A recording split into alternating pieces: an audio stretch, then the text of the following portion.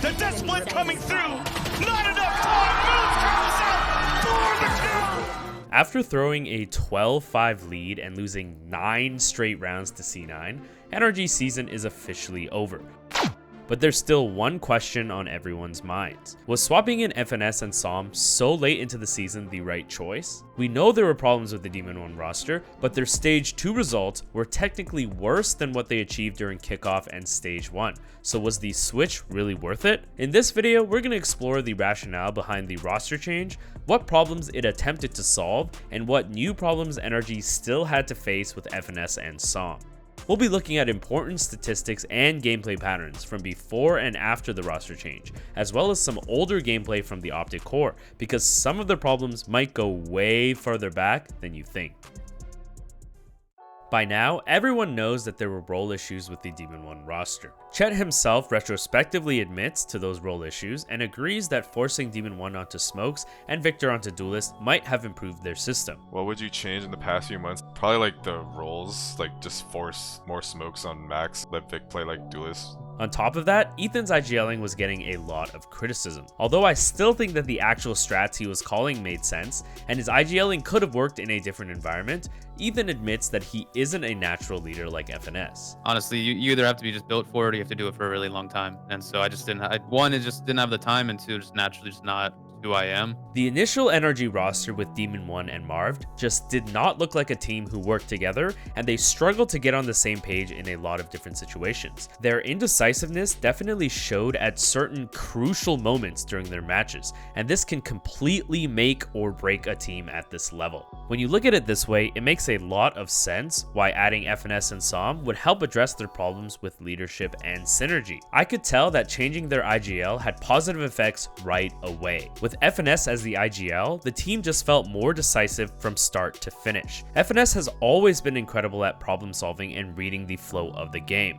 which allows them to create these huge streaks on attack. When we look at the stats, the old roster with Ethan as IGL only won 48.3% of their attack rounds, while the new roster with FNS IGLing won 57.8% of their attack rounds, which is a very significant improvement. Here's an example of exactly how FNS connects rounds together from their match against C9 on Icebox. NRG start the game with a fast B split on their pistol round, but quickly find out that C9 are playing retake on B and are somewhat prepared for mid aggression. They also learn that pushing site is pretty dangerous against C9's retake setup and end up losing the round because of it. Based on the information from the pistol round, FNS makes some important adjustments in round 3 to begin their streak. First, he sends everyone through B main rather than splitting through mid. Second, FNS stays back in A main to shoot the Sova dart. Since the dart was not broken in round 1, C9 weren't scared to push through A main immediately, which allowed them to set up the retake much sooner. This round, you can see that C9 stay committed way longer in A main and only move once they hear the plant sound on B. NRG don't push site this time and play the bomb with their gun advantages to close out the round. Now FNS knows that they've done enough to pull more attention towards B main, and in the next round we see C9 make that exact adjustment to have 2 players fight for it. FNS just has that feel for the game and calls the perfect A split strat to counter it. 3 players aggressively take A main control to draw attention away from mid, while FNS throws the Killjoy Molly lineup to break the turret on Boiler. This sets up Psalm for an insane timing to crunch the players who have been backed up into screens, and sets them up for another great position to win the round. Because this strat worked, FNS knows that he's drawn C9's attention towards mid now, so he responds with a contact play up A main. You can see how Killjoy is waiting to deny the molly that lands on Boiler, and there's clear concern from both Sova and Gecko for another look from mid. This gives NRG so much free control on A that they can start their execute from very close, and C9 don't really have any good positions to contest the site anymore. This results in another strong round from NRG, but the train keeps going. Now C9 want to prevent that same contact play on A, and will respond with more aggressive map control. This means that they're either going to fight for A main or be faster on the flank. So in the following round, FNS calls an immediate rush, which doesn't give C9 any time to work their flank. NRG gets another great opening in the round because of another smart adjustment. But the last thing that C9 can do is go back to their A main aggression, and NRG are still one step ahead. Instead of contacting all the way up A main again, they throw the KO knife early to sniff out the trap. The knife scans 3 players, and now finally, NRG are returning back to B after cycling through strats involving the entire map that always kept C9 one step behind. This is just such a great example why having FNS IGL just covers up so many synergy issues for NRG, and NRG just look way more decisive in any type of ambiguous situations. During this post plant on Ascent, which seems super chaotic, NRG are quickly able to get on the same page and set up a push through tree with the Sova drone. This timely play allowed FNS to make it just in time to flank Heaven and win the round. Victor was also able to go back to exclusively playing entry duelists, which added a lot of explosiveness to their executes, especially because of his experience on movement intensive agents like Raze or Neon. I also looked at some general indicators of a cohesive team, such as trade percentage, which is the likelihood that a death will be traded. The previous roster with Demon 1 had a nearly 1% lower trade percentage than the newer roster, so a lot of things actually indicate that NRG became a way more functional team in Stage 2. However, the roster change also introduced a whole new set of problems in the process. When EG first introduced Demon 1 to the roster last season, this was during week 2, which means that there were still 7 more weeks left in the season. And that's not even including the last chance qualifiers that we had in 2023. 2024 NRG made the swap 2/3 of the way through, meaning they had significantly less time than EG, who, mind you, barely made it into the playoffs due to a stroke of luck with MIBR. On the other hand, the NRG roster in 2023 stuck it through the entire season, even though they were dysfunctional in certain ways. By the end of the year, Som still became a top player because he at least had those reps to feel comfortable in the team environment and played as he wanted. It takes a lot of time and effort playing together to get to that point, even if other things aren't perfect.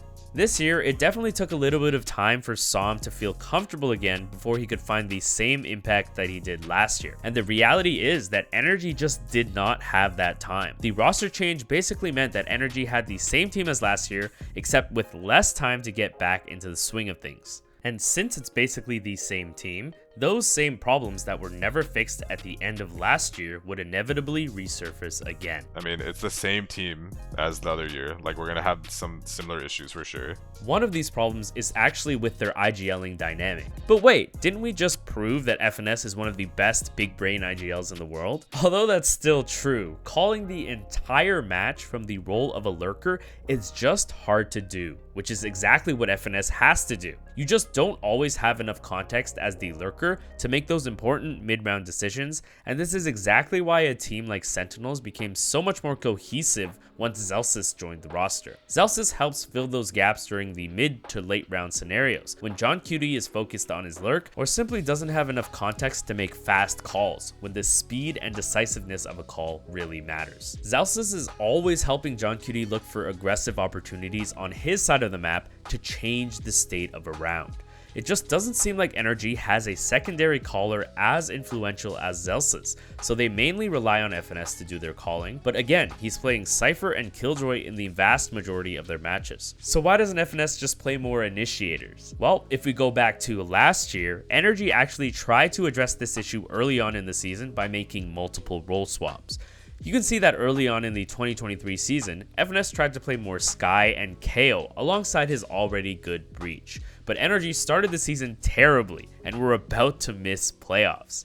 During this game on Pearl against Lev, Victor was on Viper, Crashies was on Killjoy, and FNS was playing Skye. This theoretically allows FNS to make better split-second calls with the main group, but we saw multiple instances in this game when he defaulted to lurking positions because he's just so used to that being a part of his playstyle. In this clip we're watching, the decision to go for a flank, despite playing Skye with flashes, contributes to losing this round because there aren't enough people there to help with the main fight on site. This happens again in a future round, and it's clear that FNS is not comfortable yet playing the main initiator role.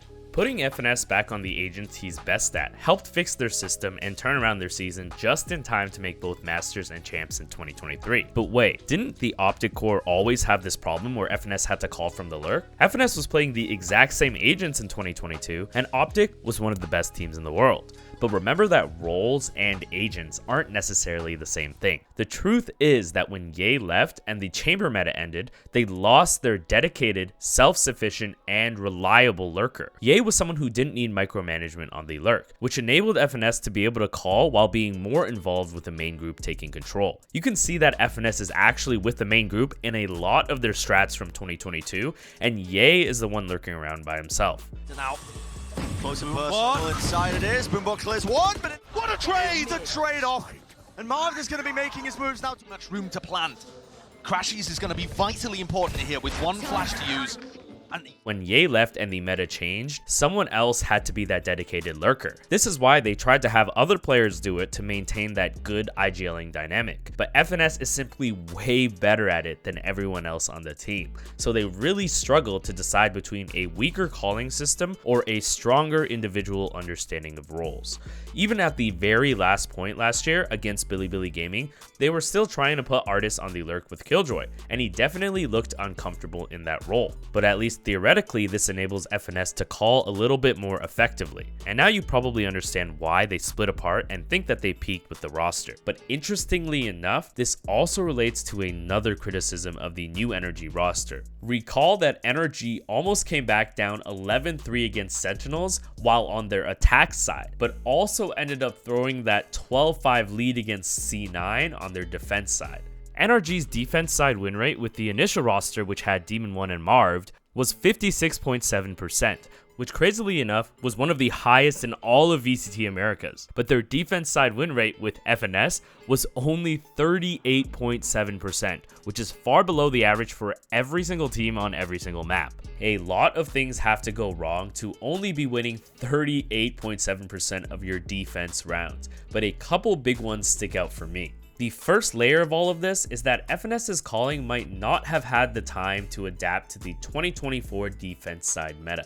The best defensive teams are just much more aggressive than they used to be. We're now seeing teams around the world force fights not only at the beginning of rounds, but multiple times throughout the entire course of a round, and have those options be a natural part of their rotations and setups. Lev and Gen.G have tons of great examples of executing this well, but I think it's interesting to see an example from NRG's actual matches. Here's a clip of how Sentinels played defense against NRG.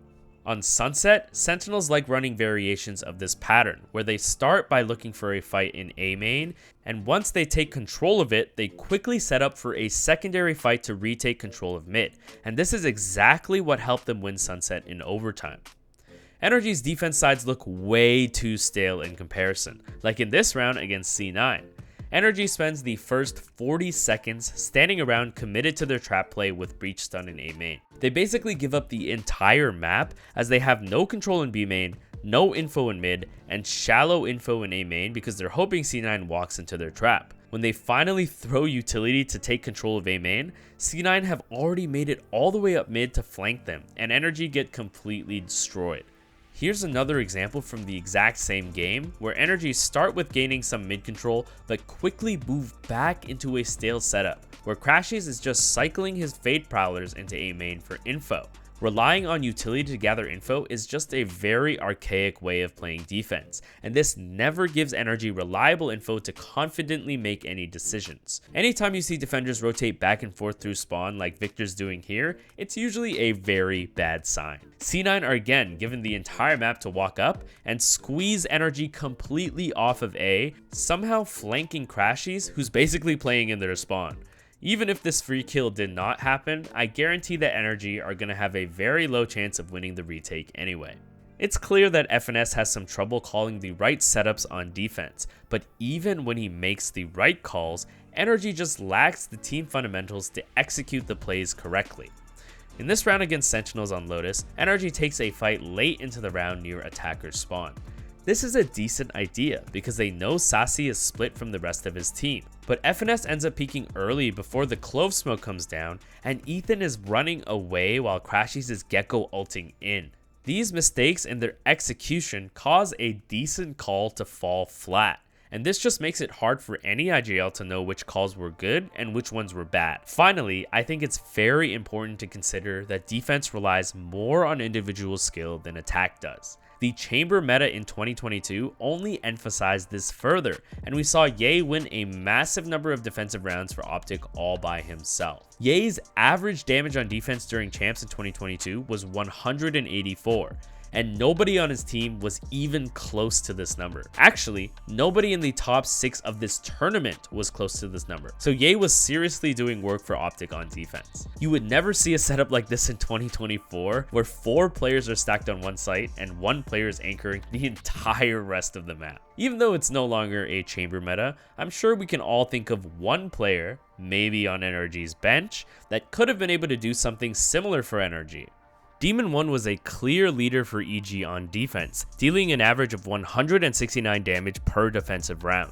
And when we look at NRG's performances from kickoff and stage 1 this year, Demon 1 was clearly still leading their defensive efforts. I personally think FNS is way better individually than people give him credit for, but he's still a firepower downgrade from Demon 1, which definitely matters when your defense side is already not particularly strong. Despite all these new problems that the roster change introduced, you can definitely argue that it was worth it to bring FNS and Som in. However, I think it would have been beneficial to still try and fit Demon 1 into the roster somehow. He was just such an X factor for EG throughout their entire run last year and got them over the edge multiple times when they really needed it. But I can fully understand why integrating Demon 1 was low on Chet's priority list, because it was obvious that the team was not cohesive before FNS joined. I think everyone expected too much from what is essentially a brand new team. Even though we saw familiar faces like Marv rejoining the squad, the game is completely different from 2022, and this changes every single year, sometimes multiple times throughout the year. Some of the important protocols that the Optic Core put thousands of hours practicing in 2022 are completely irrelevant today, and this is what every team struggles with. Fnatic, for example, were incredibly successful at the beginning of 2023, but faltered towards the end and continued to struggle into this year. They were practicing entirely new systems, which they never really needed at the start of 2023.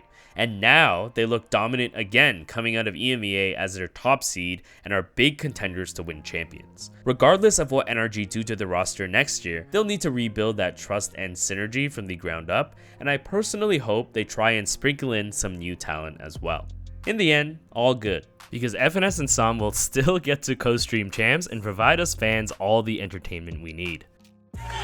Cloud9 in the playoffs, choking again. You lost to this? Yes. Yes, we did. Yeah. Yes, we did lose to this. What are we supposed to do about it, bro? Let's go. If you made it all the way to the end of the video, thank you so much for watching, and I'll see you guys next time.